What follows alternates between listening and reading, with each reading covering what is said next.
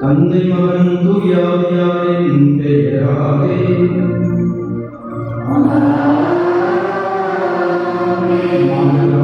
கிறிஸ்துவின் அருளும் கடவுளின் அன்பும் தூயாவியாரின் அன்பும் உங்கள் அனைவரோடும் இருப்பதாக.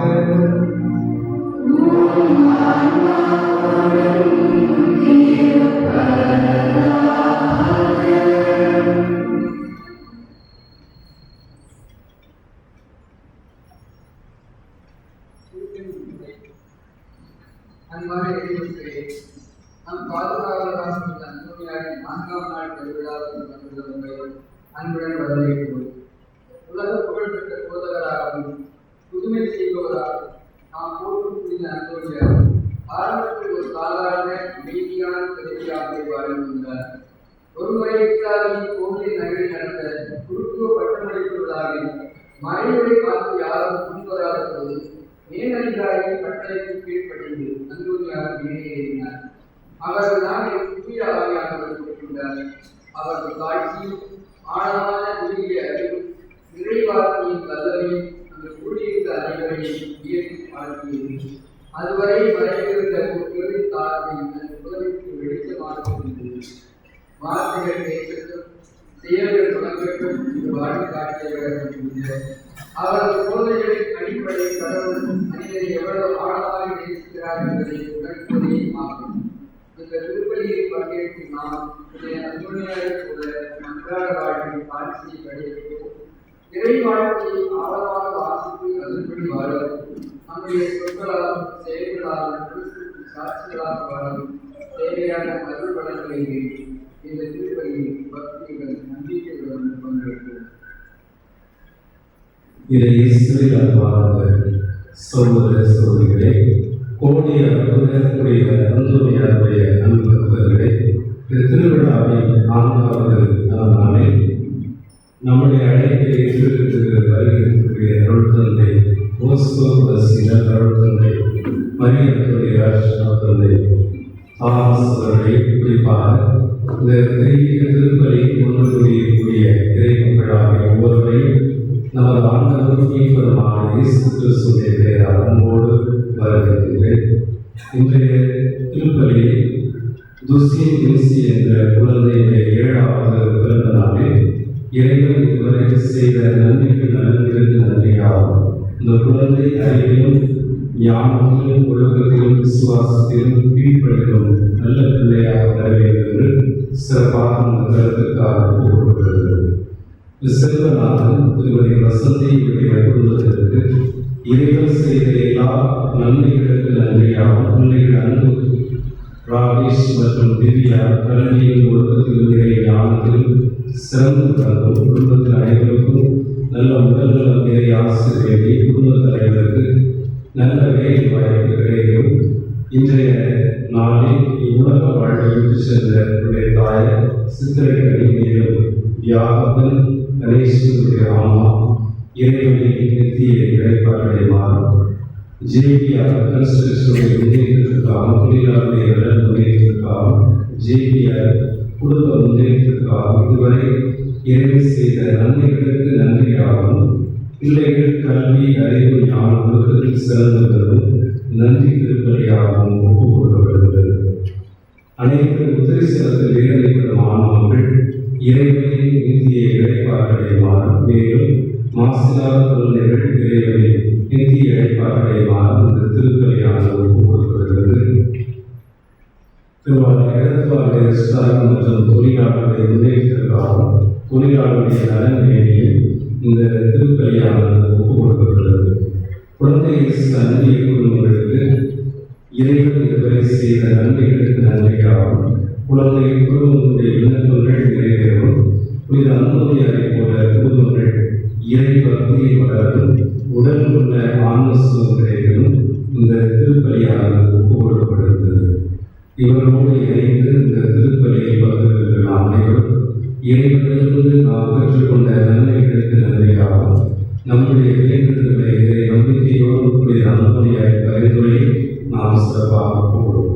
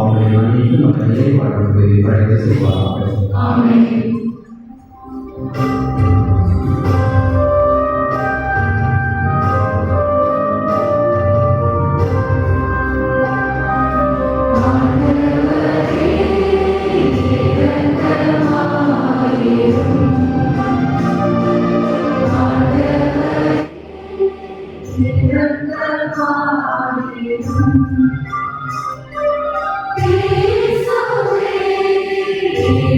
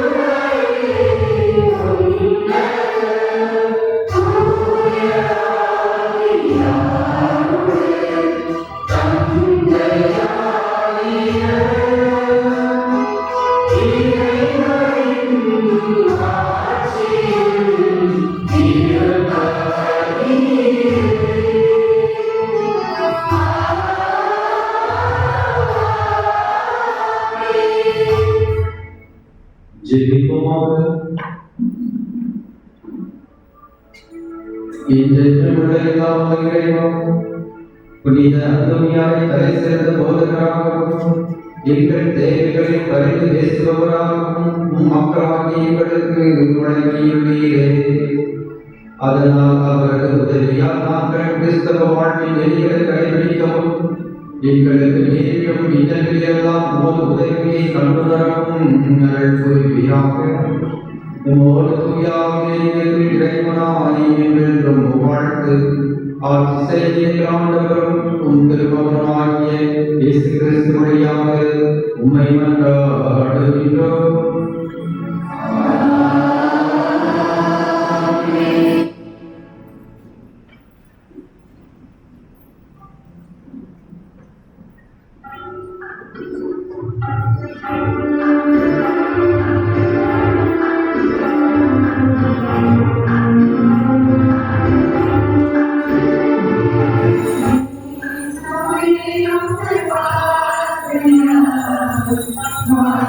My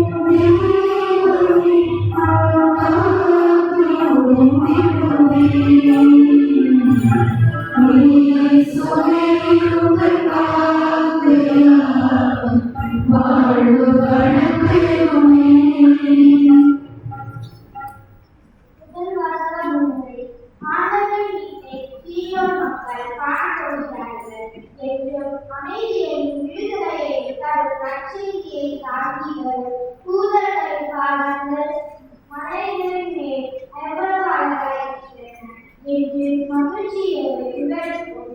இறைவாக்கினர் எஸ்ஐயாவிலிருந்து வரும் இந்த முதல் வாசகத்தை கவனமுடன் கேட்போம்.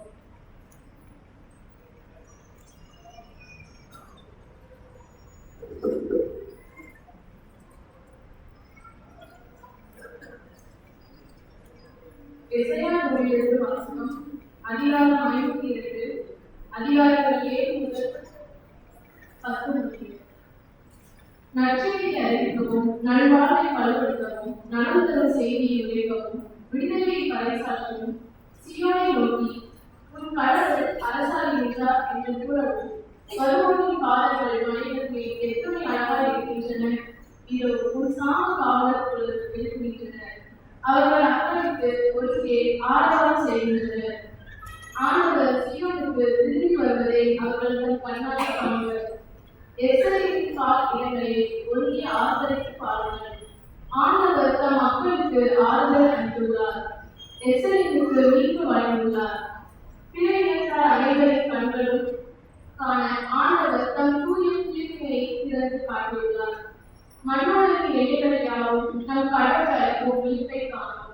இது ஆண்டவரின் அன்பாக்கு.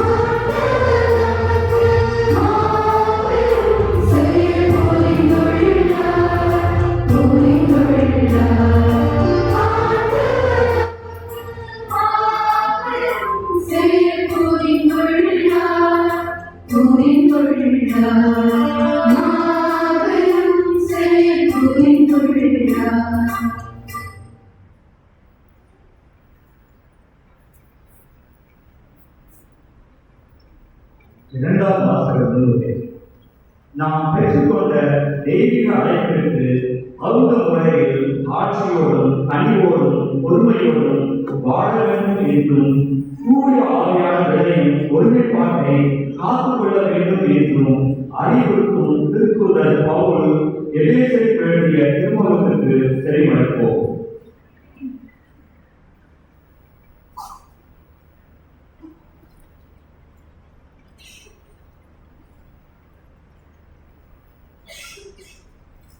இரண்டாம் வாசகம் எபேசியர் ஊழியருக்கு வாசகம் அதிகாரம் 4 இறை வார்த்தைகள் 1 முதல் 7.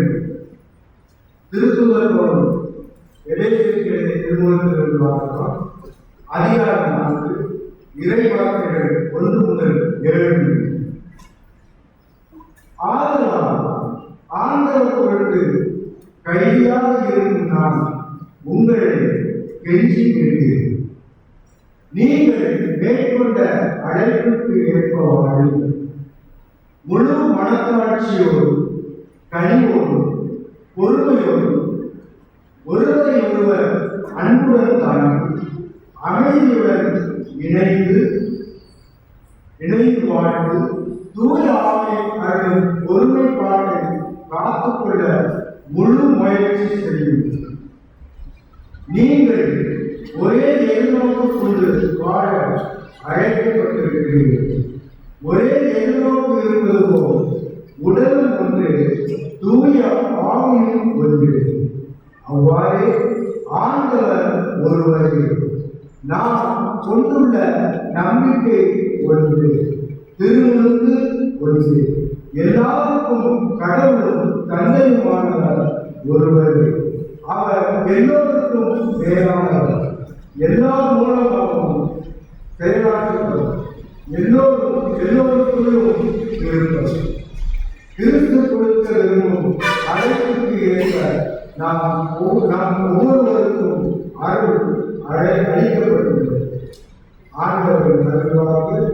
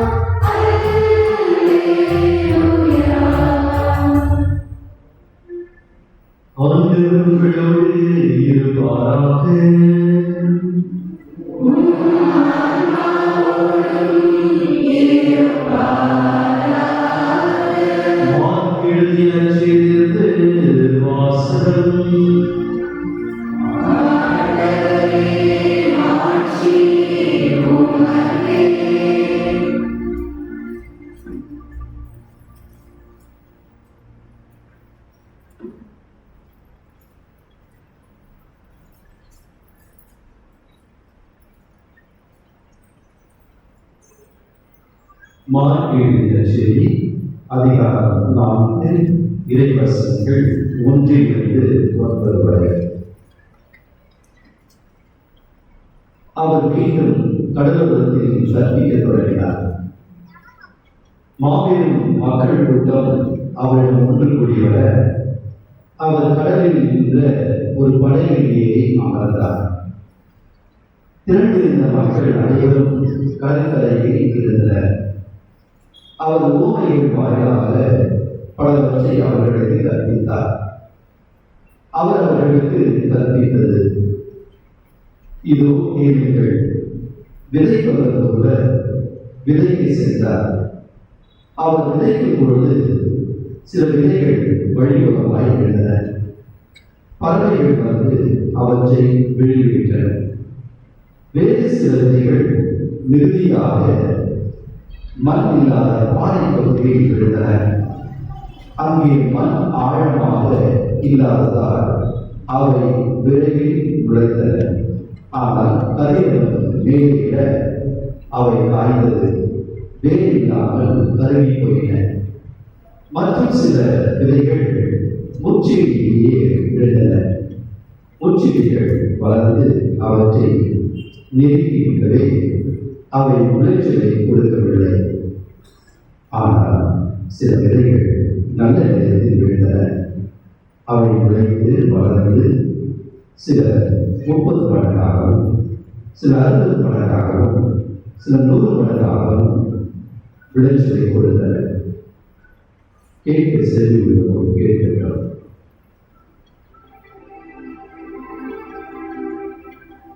ஆண்டவரின் அருள்வாக்கு.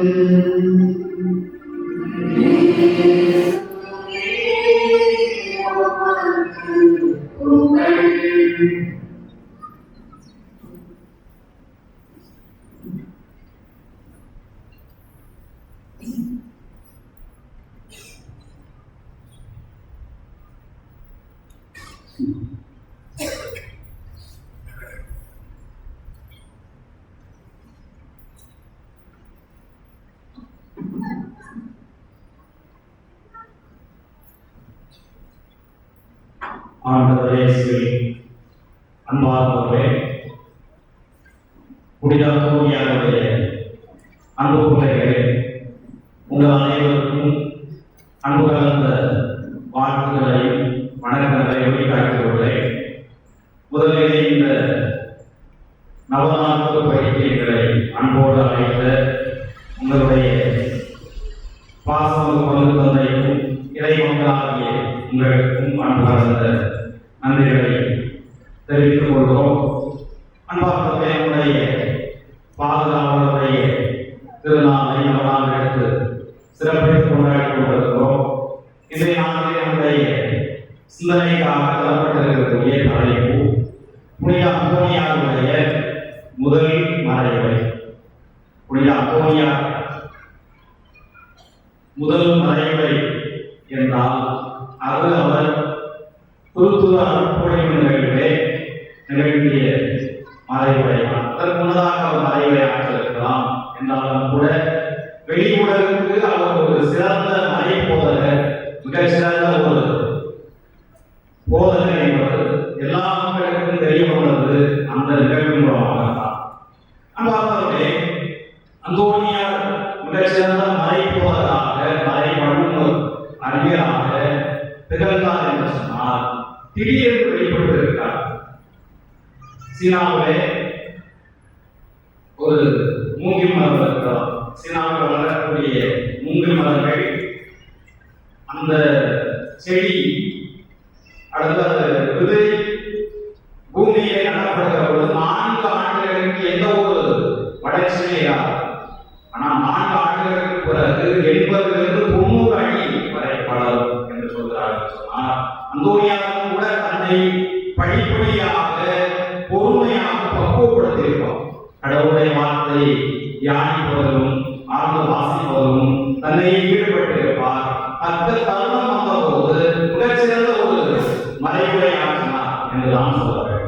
அப்படி என்றால் அந்தோனியாருடைய அந்த ஒரு மாபெரும் மறைவுரை முன்னதாக பெரிய தயாரிப்பு இருக்கும் என்பதை தான் நாம் இங்கே புரிந்து கொள்ள வேண்டும்.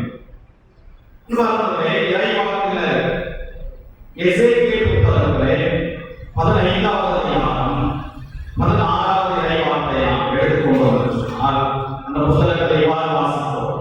கடவுளுடைய வார்த்தையை நான் கண்டேன், அதை சுவைத்தேன், அது எனக்கு மகிழ்ச்சி அளித்தது என்று அந்த இறைவார்த்தை சொல்லும். அந்தோனியார்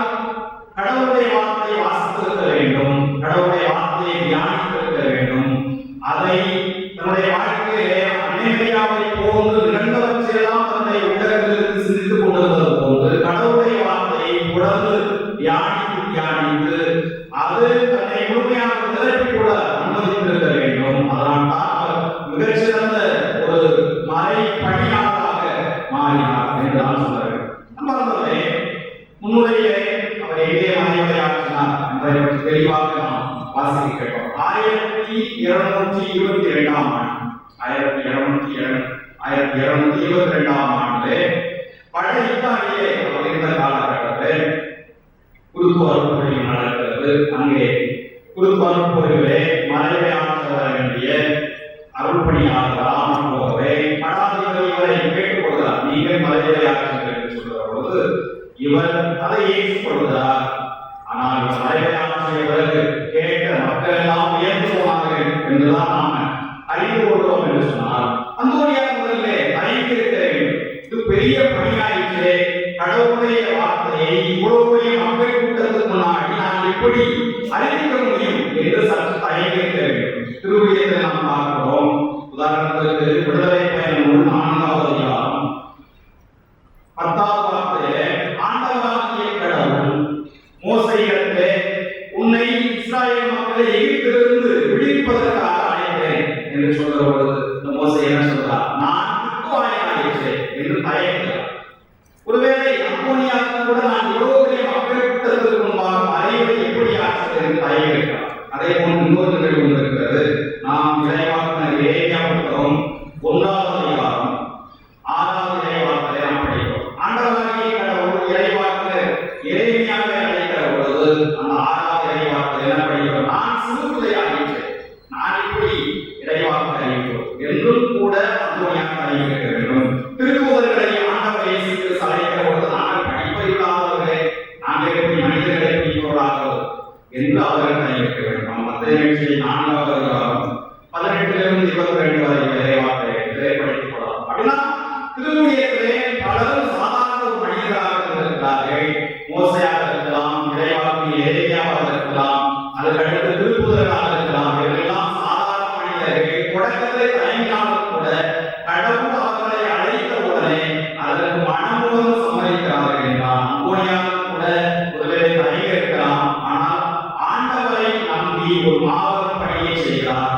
இறைவார்த்தையை அறிவிக்க தொடர்கிறார். அவருடைய வாயிலிருந்து அந்த அமுதமொழிகளை கேட்டு மக்கள் எல்லாம் வியந்து போனார்கள் என்று சொன்னால் அவர் அவ்வளவு தயாரிப்புக்கு பிறகுதான் இந்த மாபெரும் மறைவை ஆற்றிருக்க வேண்டும் என்று நாம் புரிந்து கொள்ளலாம். சொன்னார் கடவுள் மீது நாம் நம்பிக்கை வைக்க வேண்டும். இதுதான் அந்தோனியார் நமக்கு சொல்லக்கூடிய முதன்மையான விஷயம். கடவுள் மீது ஒரு மனிதர் நம்பிக்கை வைப்பாளர்கள் புதிய ஆற்றலை பெற்றுக் கொள்வார். திருக்குறளை சொல்கிறது. நாம் இறைவாக்கினர் எசாயா புத்தகத்திலே 40வது அதிகாரம் 31வது இறைவாக்கினர் எடுத்துக்கொண்டோம் என்று சொன்னார். அதை படிக்கும். இந்த வார்த்தை ரொம்ப முக்கியமான இறைவாக்கினர் எசாயா புத்தகம் 40வது அதிகாரம் 31வது இறைவாக்கினர் என்ன சொல்கிறது என்று சொன்னால் ஆண்டவர் மீது நம்பிக்கை வைப்போரோ புதிய ஆற்றலை பெறுவார்கள். அந்தோனியாருடைய அப்படியே புரிந்து கொள்ளுங்கள். ஆண்டவர் மீது நம்பிக்கை வைக்கக்கூடியவர் புதிய ஆற்றலை பெறுவார்கள். எத்தனை ஆற்றல்? அவர்கள் கழுகுகளை போல் உயர பறப்பார்கள். அவர்கள் ஓடுவார்கள், களைப்படைய மாட்டார்கள் என்று அந்த இறைவார்த்தை நீண்ட இறைவார்த்தை அழகாக சொல்லும். என்றால் எவர் ஒருவர் ஆண்டவர் மீது நம்பிக்கை வைக்கிறாரோ அவர் புதிய ஆற்றலை பெற்றுக் கொள்கிறார். அந்தோனியாரும் கூட ஆண்டவர் மீது நம்பிக்கை வைத்தார். அந்த நம்பிக்கை தான் அவரை மிகச்சிறந்த மறைப்பணியாளராக, அச்சையை எரிப்பாளராக, கடவுளுடைய வார்த்தையை மிகுந்த வல்லமையோடு அறிவிப்பதற்கான ஆற்றலை தந்தது. ஆகவே நம்பிக்கை அவசியம்.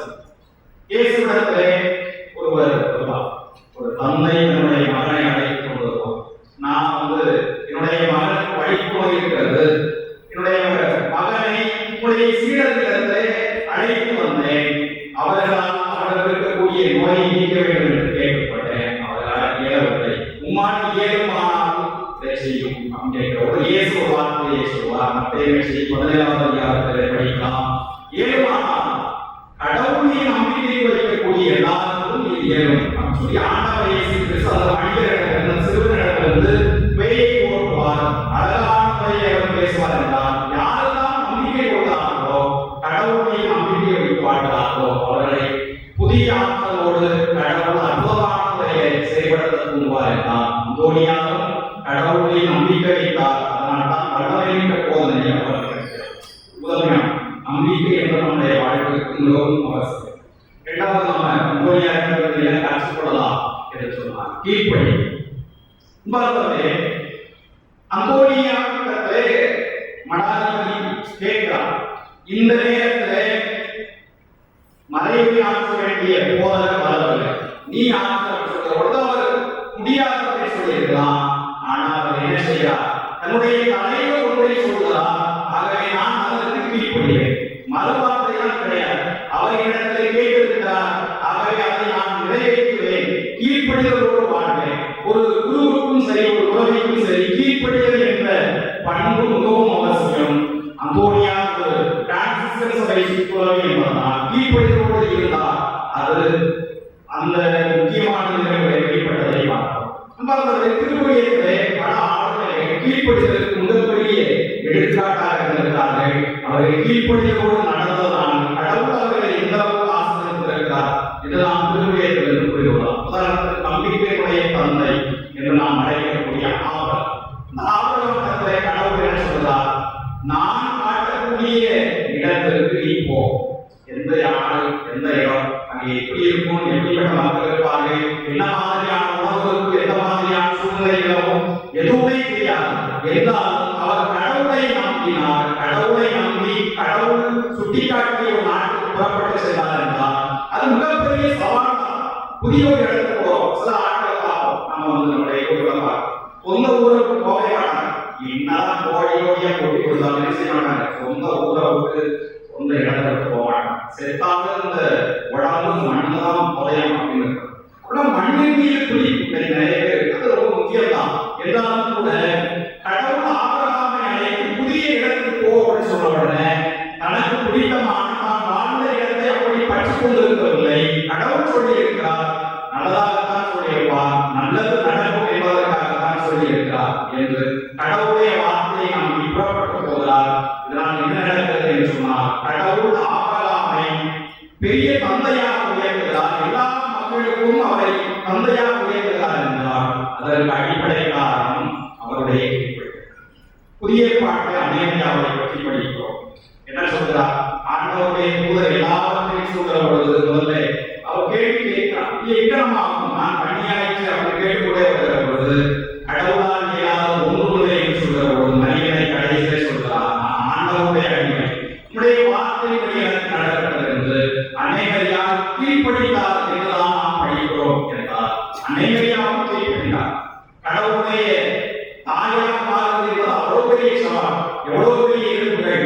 உன்னுடைய உள்ளத்தை ஒரு வாழ்வு குறிப்பாய் என்று சீயோன் சொல்லக்கூடிய வார்த்தைகளை வாழ்நாள் முழுவதும் அனுபவித்தார் என்று சொன்னால் அது மிகப்பெரிய சவால்.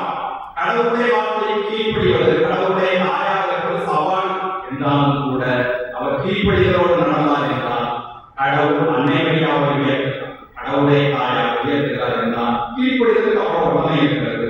அதுக்கு நாம் ஆண்டவர் இயேசு கிறிஸ்துவை பற்றி படிக்கிறோம்.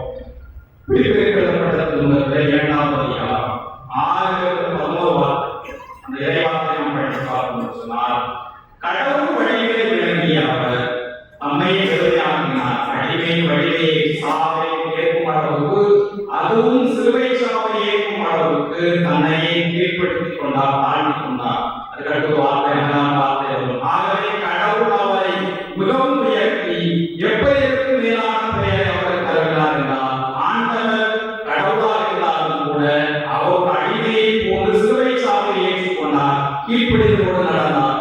ஆனால் கடவுள் உயர்த்துகிறார். எப்படிப்பட்ட எல்லா பெயருக்கும் மேலான பெயர் அவருக்கு வழங்கினார் என்றால் அதற்கு அடிப்படை தான். ஆகவே ஆபிரகாமும் சரி அன்னைமரியாவும் சரி நம் ஆண்டவர் இயேசு கிறிஸ்து சரி கீழ்ப்படிதலோடு இருந்தார் என்றால் இந்த பரிசையை நம்முடைய பாதுகாவலர் அங்கோனியா கீழ்ப்படிதலோடு நடந்தார். சபை தலைவர் கேட்கிறார், மடாதிபதி கேட்கிறார், ஆகவே நான் அதற்கு கீழ்ப்படிதலோடு நடப்பேன் என்று கீழ்ப்படுகிறார். அந்த போதைக்கு பிறகு அவரை மிகப்பெரிய ஒரு மனிதராக உலகம் கண்டுகொள்கிறது. ஒரு இறைவாசகர் 1 சாமுவேல் புத்தகம் 15ஆம் அதிகாரம் 22ஆம் வார்த்தையை படிக்கிறோம். 1 சாமுவேல் புத்தகம் 15ஆம் அதிகாரம் 22ஆம் வார்த்தையை படிக்கிறோம். இந்த வார்த்தைகளை சாமுவேல் சவுலிடத்திலே சொல்கிறார். இஸ்ராயேலுடைய முதல் அரசராக இருந்த சவுல் கடவுளுடைய வார்த்தைக்கு கீழ்ப்படிந்து நடக்கவில்லை, அவ்வளவுதான் சொல்கிறார். கடவுளுக்கு பிடித்தமானது எது?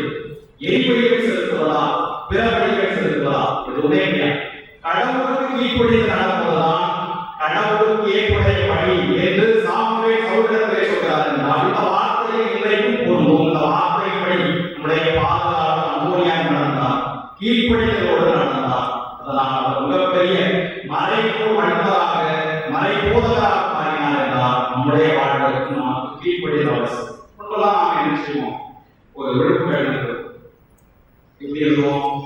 அசையம் சப்பை வந்து பெருசா இருக்கு. கடைசியில் எப்படி எழுதுவோம்? யுவர்ஸ் எப்படி எழுதுவோம்? யுவர்ஸ் ஒபீடியன்ட் எழுதுவோம். இன்னைக்கு அப்படி எழுதுவோமா?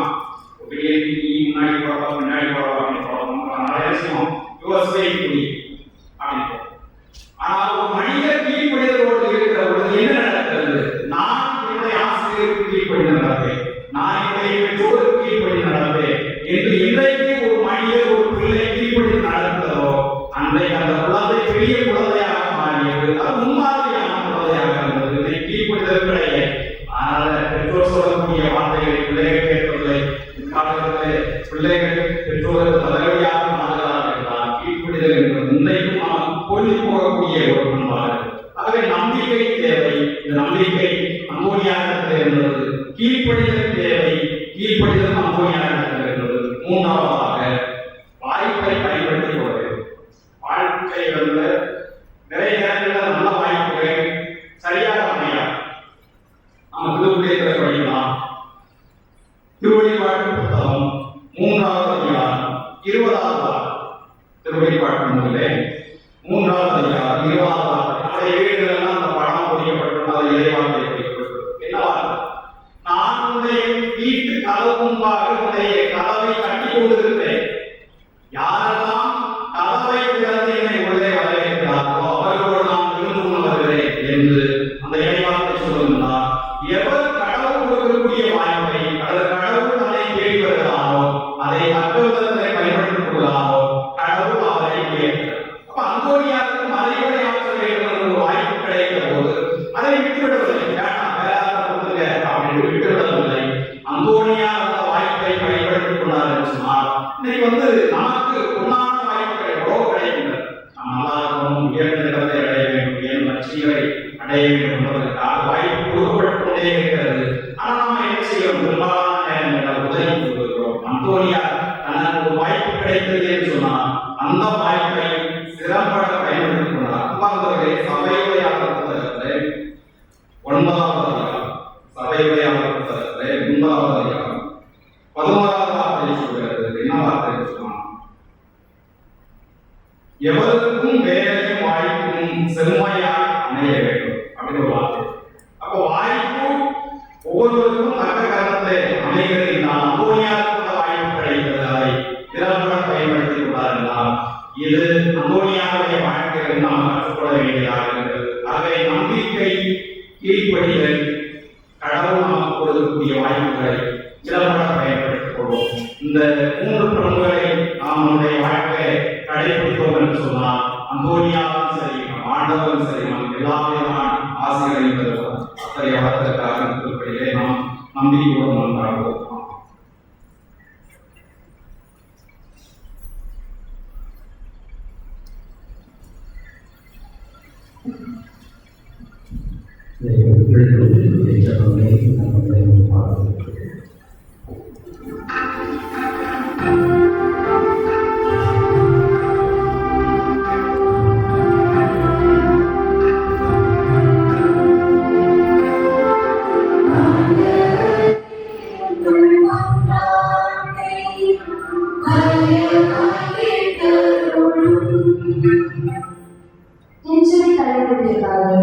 என் திருத்தந்தை, ஆயர்கள், குருக்கள் மற்றும் திறமைகள் அனைவரும் புனித அந்தோனியாரை போல நற்செய்தி துணியோடு போராட்டத்தோடு உலகிற்கு அறிவிக்கும் சிறந்த விளைவாளர்களாக திகழ தேவையான தூய்மையாவியின் ஆற்றலை தர வேண்டும் என்று ஆண்டவரை முன்னின்றார்கின்றோம்.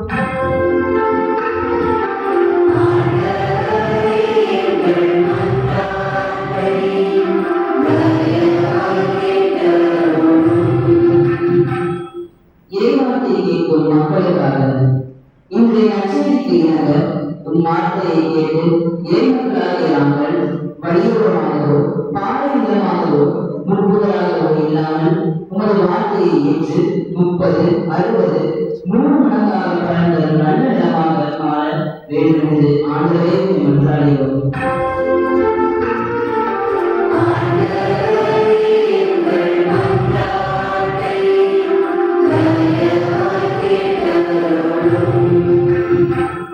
ஒருமைப்பாட்டிற்காக என் குடும்பங்களிலும் பங்குகளிலும் உள்ள மக்கள் அனைவரும் பவுலடியார் கூறுவது போல ஒரே நம்பிக்கையும் ஒரே திருமுழுக்கும் கொண்ட ஒரே உடலாக இணைந்து அமைதியின் பிழைப்பால் ஆவியின் ஒருமைப்பாட்டை காத்து வாழ அருள் தர வேண்டும் என்று ஆண்டவரை கொண்டாடுகிறோம்.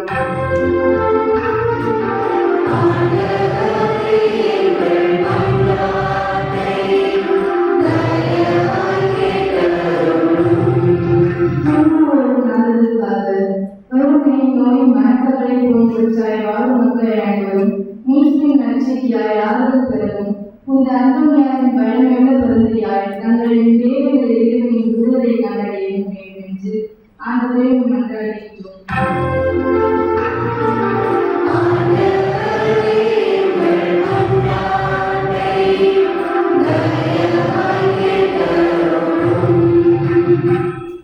இளமையிலேயே உலக இன்பங்களை திறந்து தூய்மையை கடைபிடித்த புனித அந்தோனியாரை இன்றைய உலகில் தீய கவர்ச்சிகளாலும் சாத்தானின் சோதனைகளாலும் கரமாறும் இனம் தலைமுறையினர் தீமைகளை எதிர்த்து நிற்கவும் தூய்மையான நற்பண்புகளையும் இறை பக்தியையும் சிறந்து விளங்கவும் நேர்மையான வழியில் நடக்கவும் தங்களின் எதிர்கால இலக்குகளையும் இறை வழிகாட்டுதலை பின்பற்றவும் வேண்டும் என்று இறைவா உண்மை நன்றாகின்றோம்.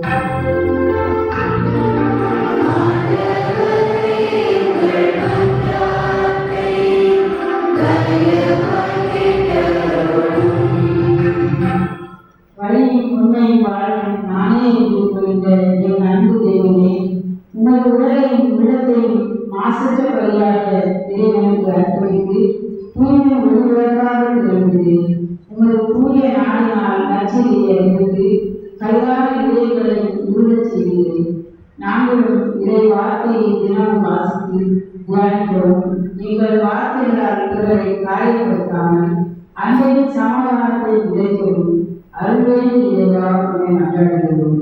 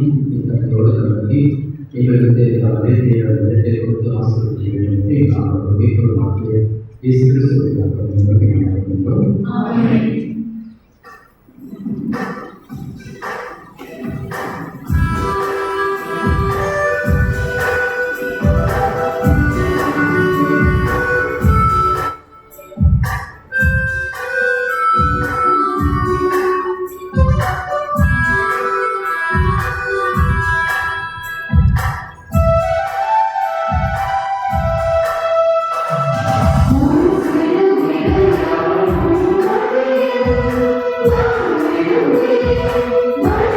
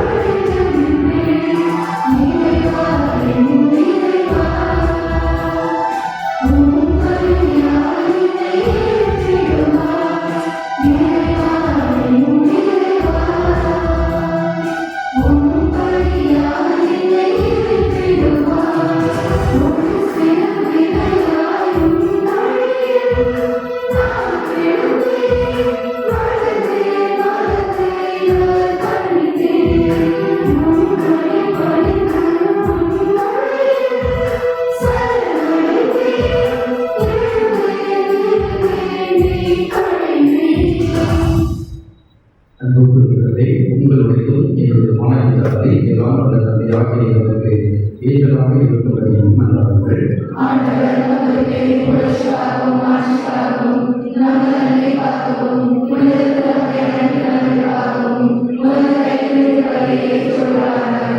ஆண்டவரே, தூய மறைகளை கொண்டாடும் நாங்கள் உம்மை வேண்டுகின்றோம்.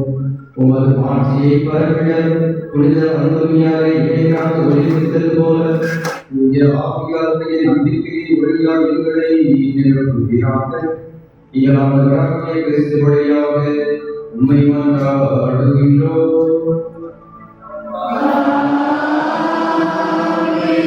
ஆண்டவர் உங்களோடு இருப்பாராக.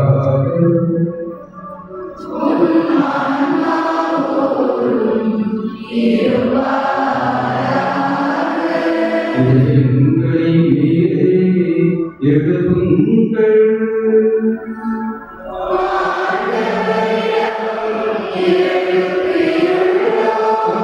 இறைவனாகிய ஆண்டவருக்கு நன்றி கூறுவோம்.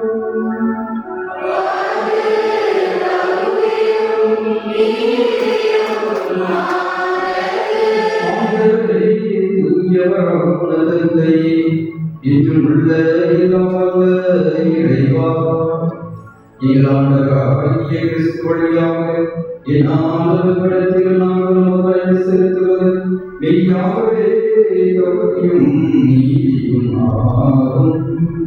எங்கள் கடமையும் மீட்புக்குரிய செயலுமாகும். ஏனெனில் புனித அந்தோனியாருடைய விழாவில் உமது திருந்தொகையை மகிழ்ந்திருக்கச் செய்கின்றேன். அவருடைய இறைபற்றிய வாழ்க்கையை எடுத்துக்காட்டால் அதற்கு வரவுகின்றேன். அவருடைய வலிமையால் பயிற்றுவிக்கின்றேன். அவருடைய நன்றாக பாதுகாத்து வருகின்றேன். ஆகவே வானதூதர்களோடு புனிதரின் பெருந்திரளோடு சேர்ந்து நாங்களும் உமக்கு புகழ்ச்சி பண்ணி செய்து ஒரே குரலாய் பாடுவதாவது.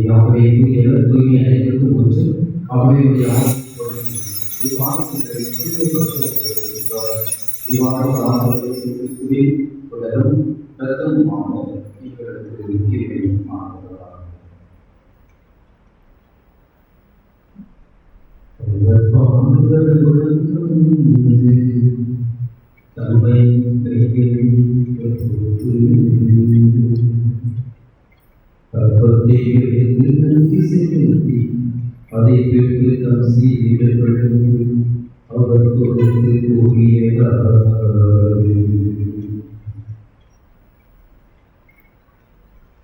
அனைவரும் இதிலிருந்து பெற்று உண்ணுங்கள். ஏனெனில் உங்களுக்காக கையளிக்கப்படும் என் உடல்.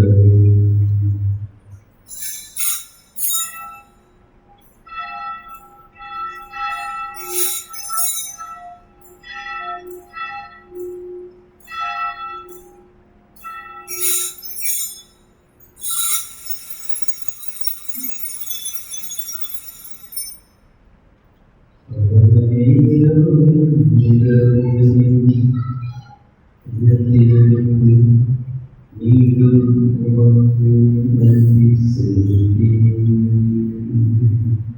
வாழ்த்துரைத்து நம் சீடர்களுக்கு பழக்கொடுத்து கூறியதாவது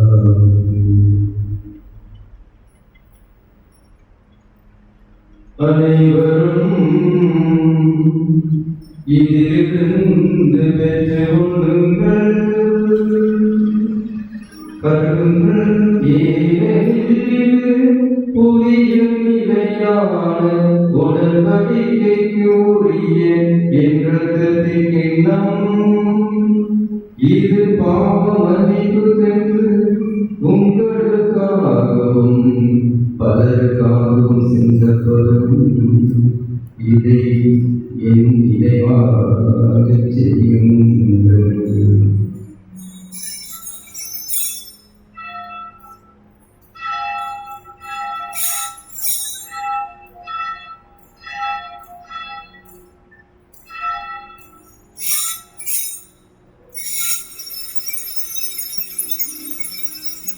நம்பிக்கையின் மறைபொருள்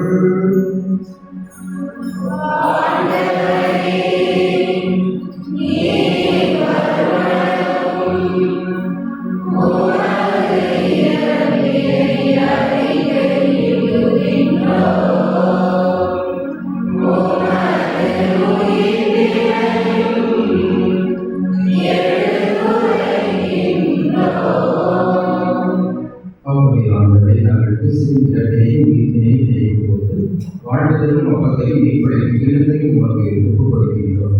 உம் திருமணம் என்று உமக்கு ஊழியம் புரிய தகுந்தவர்கள் எங்களை ஏற்றுக்கொண்டே எனவே உமக்கு நன்றி செலுத்துகின்றோம். மேலும் கிறிஸ்துவின் உடலிலும் இரத்தத்திலும் பங்குள்ள எங்களை தூய ஆவியார் ஒன்று சேர்க்க வேண்டும் என தாழ்வுகள் ஆனார்கள்.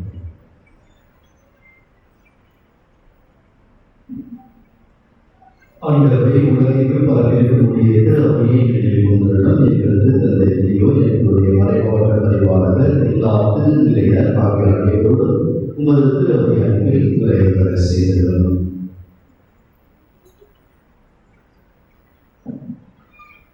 உயிர்த்தெழுதல் நோக்குடன் உயிர்கொள்ளும் உங்கள் சகோதர சகோதரிகளை இறந்தோர் அனைவரை இறக்கத்துடன் நினைவு கூர்ந்து உமது திருநோக்கோடின் உரைக்கிறோம். எங்கள் அனைவரையும் இறக்கமாய் கடவுளை கண்ணித்தாயார் புனிதவரை அவருடைய கடவுளார் புனித யோசை புனித திருத்தூதர்கள் இவ்வுலகம் உபதவராக இருந்தோராகிய புனித அனைவருடன் நாங்கள் நிலைவாழ்வில் பங்கு கொள்ளும் தகுதியை திருமகனை சிறுசு வழியாக உண்மை புகழேற்று வரலாம்.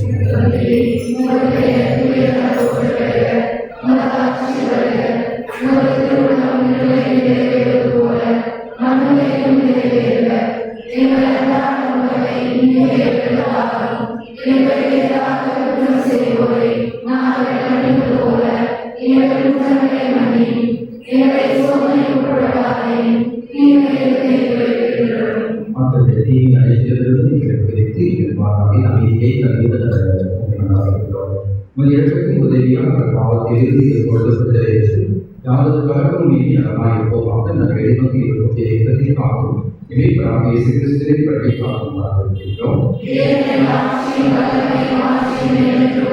ஆண்டவரே இயேசு கிறிஸ்து அமைதியை உங்களுக்கு செலுத்தினேன், நம்பிக்கையை உங்களுக்கு அழைக்கின்றேன் என்பது உலகிலே நீங்கள் பாவங்களை பாராமல் திருவகையின் நம்பிக்கையை கல்வி உமது திருவிழத்துக்கு ஏற்ப அதற்கு அமைதியையும் ஒற்றுமையும் அளிப்பதற்காக நீங்கள் ஆட்சி செய்வதே ஆண்டவரை சமாதானம் உங்களோடு கேட்பதாக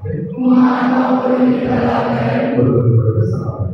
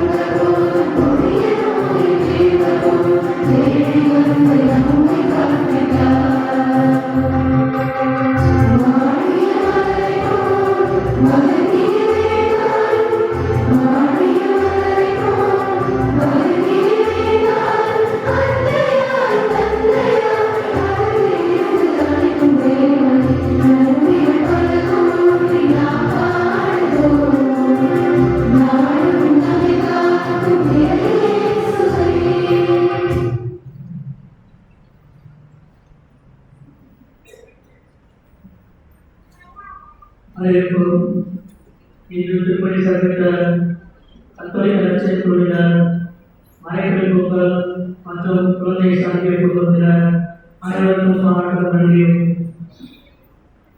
நாளைய திருப்பணி ரோமிசாரியோ பீடசிலார்கள், புனித செசிலியன் பாலக்குழுவினர் மற்றும் புனித அந்தோனியார் குடும்பத்தினர் சிறப்பிக்கிறார்கள். திருவிழா செலவுக்காக நிதி தேவைப்படுகிறது. எனவே இன்னும் வரி செலுத்தாதவர்கள் தயவு செய்து விரைந்து வரி செலுத்துமாறு ஒத்துழைக்குமாறு அலுவலகம் கேட்டுக்கொள்ளப்படுகிறோம். திருவிழா வரையினை திருமதி டாக்டர் ராஜகுமாரி அவர்கள் கொடுக்கிறோம். அன்னைய வேளாண்மைக்காக பணிகளை ஆரம்பிக்கப்பட உள்ளது. எனவே இறைவனுக்கான நன்கொடையை விரைவில் வழங்குமாறு அன்புடன் தெரிவித்துக் கொள்ளப்படுகிறார்கள். ஆலயத்திற்கு முன்பகுதியில் அவர்கள் வைக்கப்பட்டுள்ள ஆகவே அவர் தனிக்கு வந்து கூறுகிறவர்கள் அவற்றை பயன்படுத்திக் கொள்ளலாம். நமது ஆலய வளாகத்தில் 21/6/2026 ஞாயிற்றுக்கிழமை திருப்பலிக்கு பின்பு இலவச கண் சிகிச்சை முகாம் நடைபெற உள்ளது. பொதுமக்கள் மற்றும் தேவையுள்ளவர்கள் இம்முகாமில் கலந்து கொண்டு இலவச மருத்துவமனை சேவையை பெற்று பயன்படுமாறு அன்புடன் கேட்டுக்கொள்ளப்படுகிறோம். நற்கரை பவனியில் கலந்து கொள்வதுடன் திருப்பலி முடிந்தவுடன் ஆலயத்தில் நடைபெறும் பயிற்சியை தவறாமல் கலந்து கொள்ளுமாறு கேட்டுக்கொள்ளப்படுகிறார்கள்.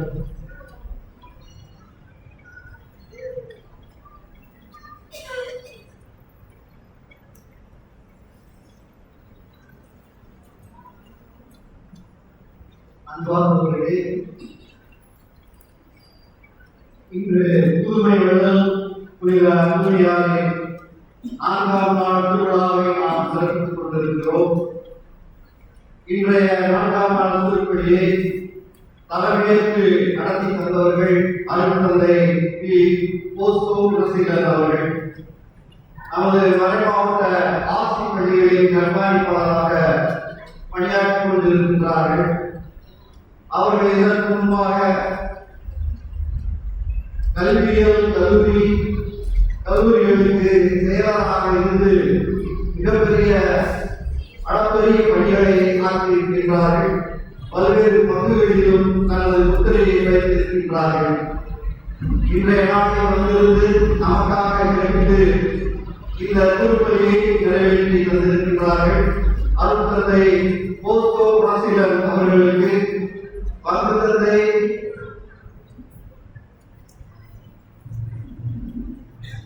அருள் சகோதரிகள் இறைமக்கள் அனைவரின் சார்பாக நமது நெஞ்சார்ந்த நன்றியை இந்த பொன்னாடையின் மூலம் அணிவித்து அனைவரும் கரவொலி எழுப்பி அவர்களை நாம் வாழ்த்துவோம்.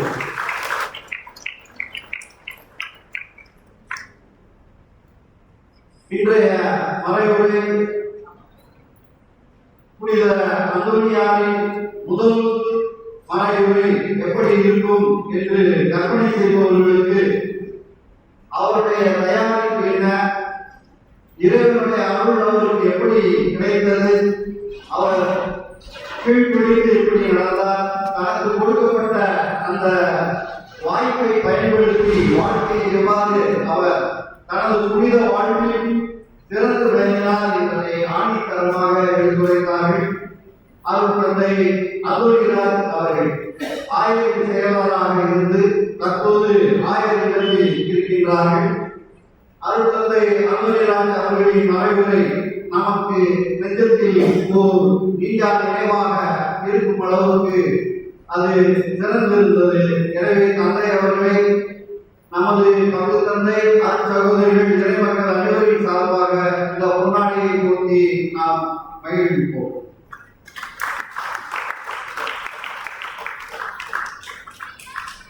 அருட்தந்தை தாமஸ் எஸ் அவர்கள் இதற்குத்தான் நமக்கு அடிப்பது தடவை அருமையான மறைவுரைகளை தந்திருக்கின்றார்கள். தற்போது பெங்களூரில் டீச்சர்ஸ் செமினரிக்கு செல்கிறார்கள் தனது மேற்படிப்புக்காக. அவர்களுக்காக நாம் தெரிவித்துக் கொள்வோம். இன்றைய திருவிழாவில் வந்திருந்து இந்த திருப்பலியில் பங்கேற்று நமக்காக தெரிவித்திருக்கின்றார்கள். அருட்தந்தை தாமஸ் அவர்களுக்கு இந்த பொன்னாட்டை அறிவித்து நமது மகிழ்வை தெரிவித்துக் கொள்வோம்.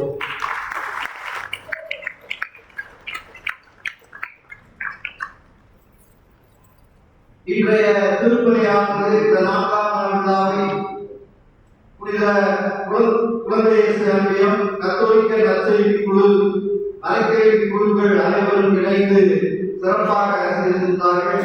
அவர்களுக்கும் பாடகர் குழுவினருக்கும் பீடச்சலாளர்களுக்கும் எண்ணற்ற ஏற்பாடுகளை செய்து கொண்டிருக்கின்ற அனைவருக்கும் உங்கள் அனைவரின் சார்பாக நெஞ்சார்ந்த நன்றியை உரித்தாக்கிக் கொள்கின்றோம்.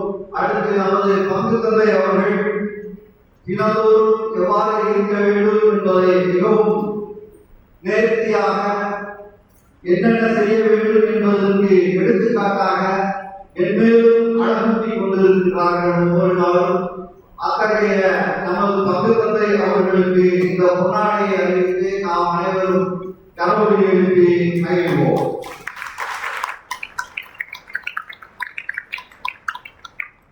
அனைவருக்கும் நன்றி.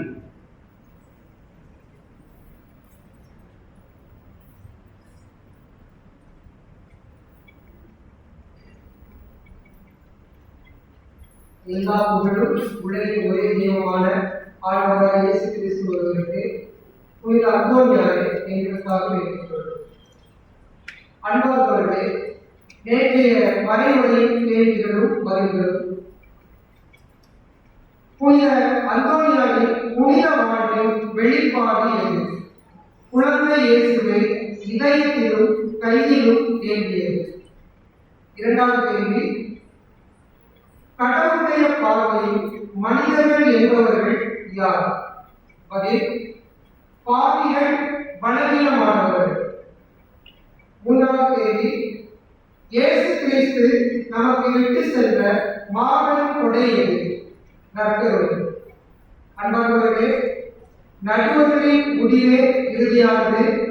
நேற்றைய அந்த கேள்வியில் யாருமே 3 கேள்விகளுக்கும் சரியான பதில் அளிக்கவில்லை.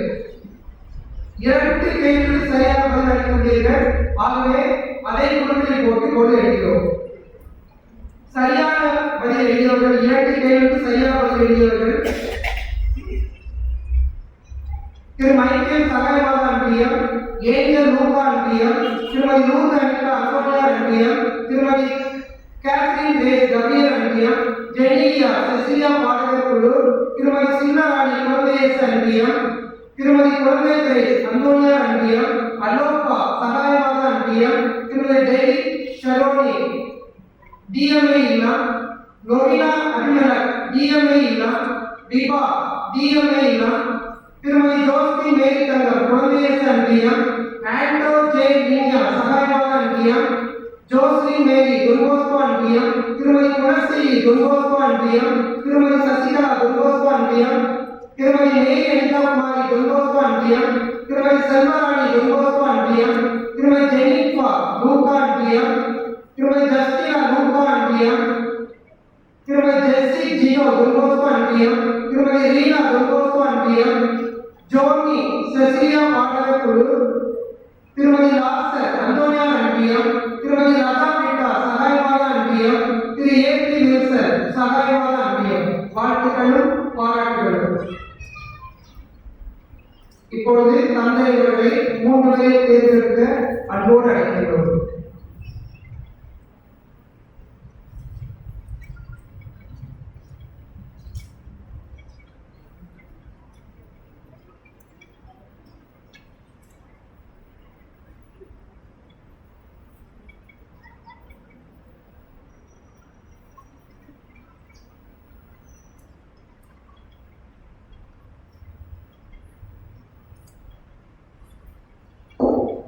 ஏஞ்சல் லூகா அன்பியம்,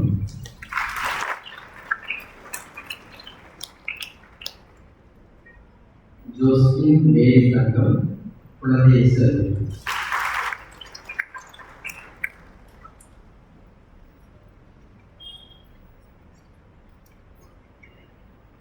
டெய்லி ஷரோனி டிஎம்ஏ,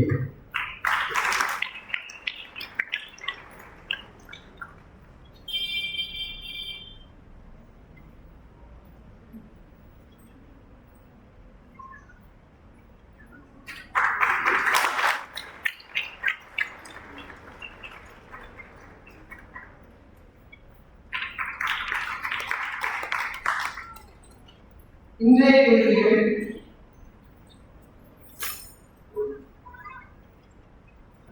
முதல் கேள்வி, புனித அந்தோனியாரின் முதல் மறையுரை எந்த நிகழ்வின் போது ஆற்றப்பட்டது? புனித அந்தோனியாரின் முதல் மறையுரை எந்த நிகழ்வின் போது ஆற்றப்பட்டது? இரண்டாவது கேள்வி, ஆண்டவரின் மீது நம்பிக்கை வைப்போர் எதை பெறுவர்? ஆண்டவரின் மீது நம்பிக்கை வைப்போர் எதை பெறுவர்? மூன்றாவது கேள்வி, இஸ்ரேல் நாட்டின் முதல் அரசர் யார்? இஸ்ரேல் நாட்டின் முதல் அரசர் யார்?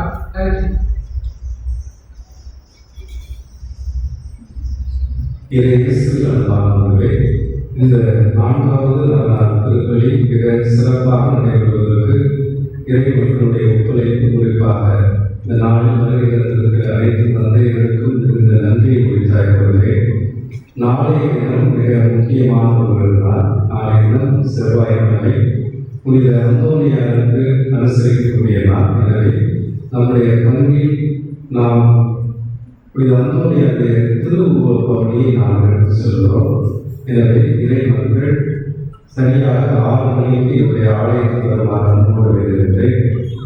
அவசரப்பட்டு வேகமாக 1/2 மணி நேரத்தில் இந்த பவனியை நிறைவு செய்ய வேண்டும் என்பதல்ல, மற்ற ஊர்களிலெல்லாம் சப்பர பவனியை வெகு சிறப்பாக இறைமக்கள் கொண்டாடி சிறப்பிக்கிறார்கள். நம்முடைய பாதுகாவலை சொந்த உணர்வோடு இறை நம்பிக்கையோடு ஜெபமாலை மத்தியிலே நாங்கள் திருவுருவ பவனியை எடுத்து செல்கிறோம். எனவே இறை மக்கள் நாளைய தினத்தில் 6 மணிக்கு சரியாக வருகிறது.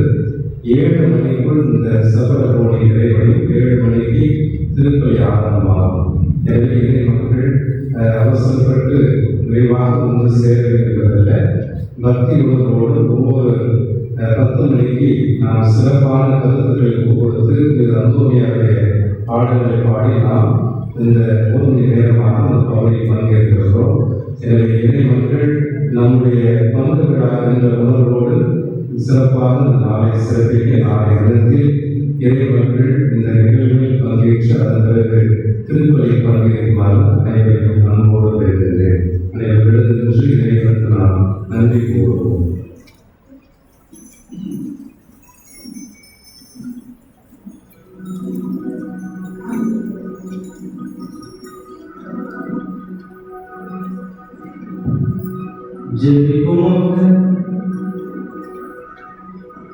ஆண்டவரே, விண்ணக உணவோடு உண்டவர்கள் நாங்கள் உண்மை பணிந்து வேண்டுகின்றோம்.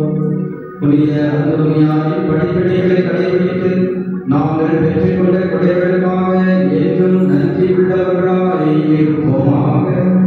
எங்கள் ஆண்டவராகிய கிறிஸ்து வழியாக உண்மை மன்றாடுகின்றோம்.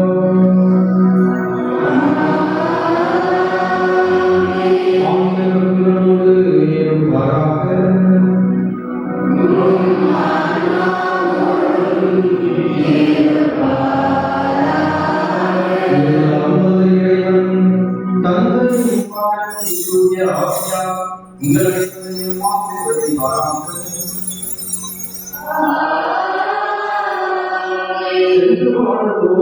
திருப்பலி நிறைவுற்றது.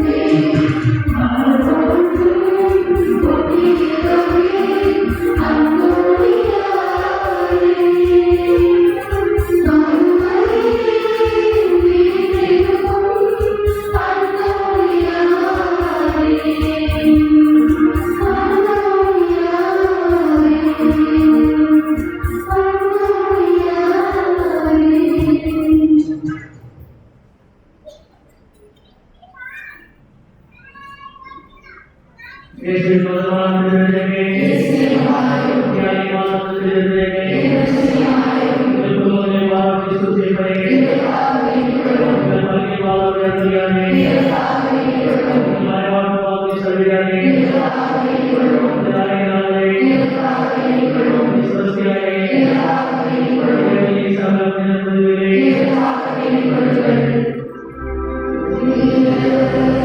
Hallelujah.